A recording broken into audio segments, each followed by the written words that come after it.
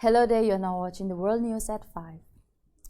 Australia's biggest city is facing a public health emergency over the bushfire smoke that has choked Sydney for weeks. Leading doctors warned yesterday after hospitals reported a dramatic spike in casualty department visits.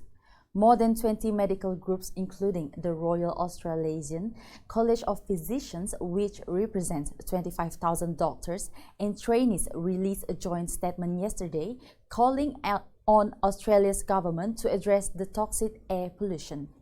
Prime Minister Scott Morrison last week made a rare admission that climate change is one of the factors behind the fires, but defended Australia's record on emissions reduction and failed to announce further measures to address the issue.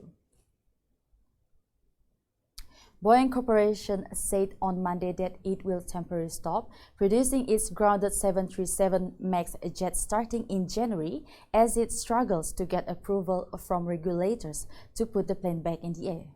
The Chicago-based company said production would halt at its plant with 12,000 employees in Renton, Washington, but it said it did not expect to lay off any workers at this time. The move amounts to an acknowledgement that it will take much longer than Boeing expected to win approval from the U.S. Federal Aviation Administration and other global regulators to fly the planes again. China and Russia are calling on the UN Security Council to terminate sanctions on key North Korean exports such as coal, iron ore, and textiles with the intent of enhancing the livelihood of the civilian population.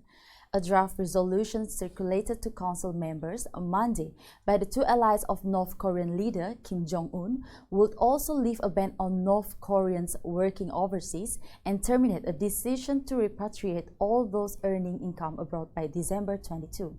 The Council expressed concern when the repatriation provision was adopted 2 years ago that earnings from the nearly 100,000 overseas North Koreans are being used to support the North's nuclear ballistic missile programs. And that's all for now. I'm Odeline Caterny. Keep updated to the news at TV Sarawak anytime, anywhere.